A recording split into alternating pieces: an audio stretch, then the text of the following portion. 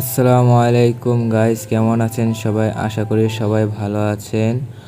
ST aquarium and ফিশের পক্ষ থেকে সবাইকে স্বাগত। আজকে আমি কথা বলবো কিভাবে ব্রাইন শিম, মাছের অত্যন্ত প্রিয় খাবার ব্রাইন শিম করতে হয়, কিভাবে হ্যাচ করলে খুব তাড়াতাড়ি এবং ভালোভাবে হ্যাচ হয়। এটি হচ্ছে মাছের একটি অত্যন্ত প্রিয় খাবার, বিশেষ করে গাপ্পি, মলি, তারপর আপনারা জানেন যে বেটা ফিশ, এইসবের মানে সকল ধরনের মাছের বাচ্চারাই ব্রাইন শিম পছন্দ করে, কিন্তু এদের জন্য অত্যন্ত উপকারী। আপনারা চাইলে অনেক ইয়াতেই খাওয়াইতে পারেন। এখন আমি দেখাবো কিভাবে কি লাগবে। প্রথমে লাগবে 1 লিটার পানি,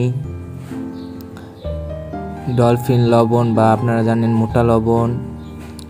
এরপর লাগবে হলো এই যে দেখে নিন এরকম মোটা লবণ। এরপর আমাদের লাগবে হলো ব্রাইন শিম। এটা আপনারা চাইলে অনলাইন থেকে জোগাড় করতে পারেন, যে বিভিন্ন ওয়েবসাইটে পাওয়া যায়, বা আপনাদের কাছাকাছি কোনো ফার্ম থাকলে জোগাড় করতে পারেন। আর লাগবে হলো আপনাদের জন্য এই একটা সেট আপ। এটি আপনারা চাইলে, এটা অনেক সহজ, আপনারা চাইলে বাসায় বানাতে পারবেন। যদি না পারেন আমার কমেন্ট বক্সে জানাবেন, আমি আপনাদের জন্য একটা আলাদা ভিডিও বানাবো। তো গাইস, এখন কথা হলো কি এখন আপনাদের আরেকটা কথা জানিয়ে দিই, এখানে লাগবে একটা অক্সিজেন পাম্প। আমাদের অক্সিজেন লাগবে এই ব্রাইন শিম হ্যাচ করতে।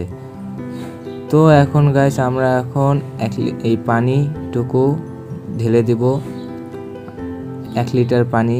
এর বেশি দিয়ে আমি হ্যাচ করাইতেছি না, 1 লিটার পানি যথেষ্ট আমার মাছ যা বাচ্চা আছে সেই সব খাওয়ানোর জন্য।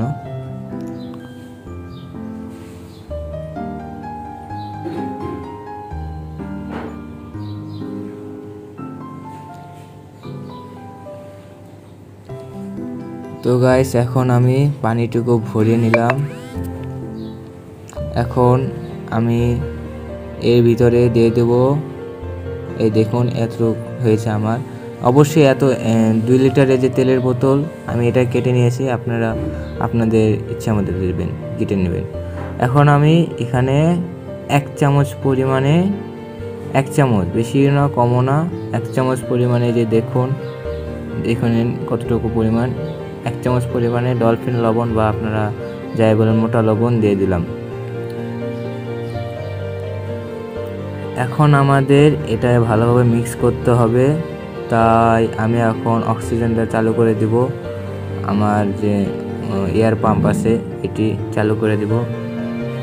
এটা আমার ডাবলভাবে আছে, তো সেই জন্য ডাবল লাইন লাগানো আছে, সুইচ ব্যবহার করেছি।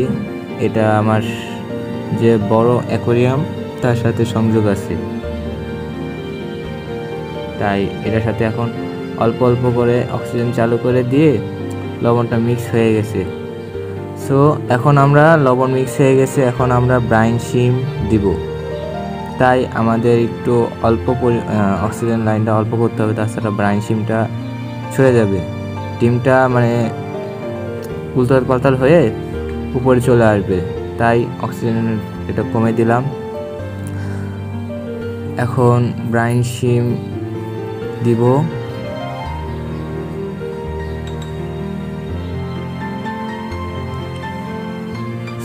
সো গাইস, আমাদের 1 লিটার পানিতে এই যে 1 চামচে এতটুকু পরিমাণে আপনারা অনুমান করে নিয়ে দিয়ে দিবেন।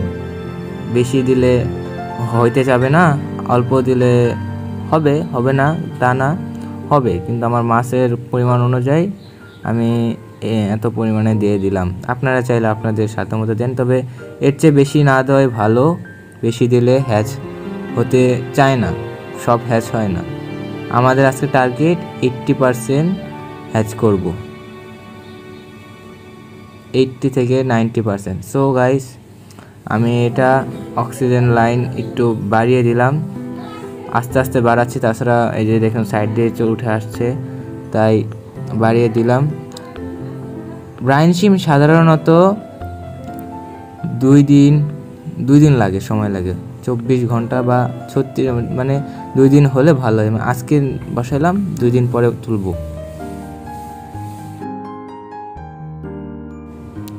সো গাইস, আবার ফিরে আসবো 24 ঘন্টা পরে, কারণ এতক্ষণ এভাবে অক্সিজেন চালু রাখতে হবে। অক্সিজেন বন্ধ করলেই আমাদের ডিমটা নষ্ট হয়ে যাবে, হ্যাচ আর হবে না। সো বাই বাই, দেখা হবে আবার 24 ঘন্টা পরে এসে আবার চেক দিব কতটুকু পরিমাণে আমাদের হয়েছে বা হবে।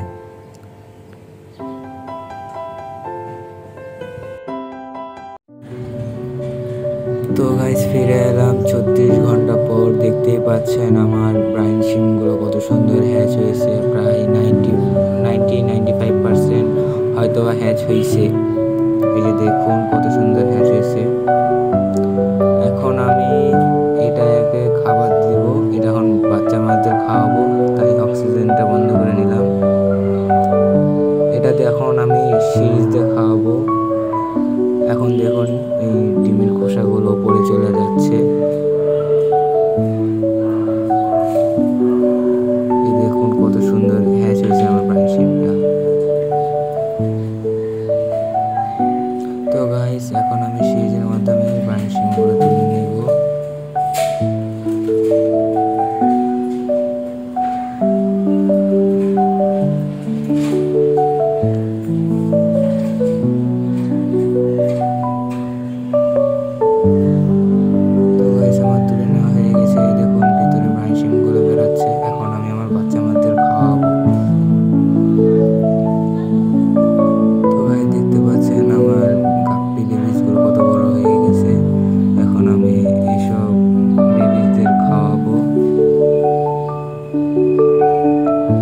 দেখুন গাইস, কত সুন্দরভাবে মানে ফালাতেই দিচ্ছে না, এত পাড়াপাড়ি করে খাচ্ছে।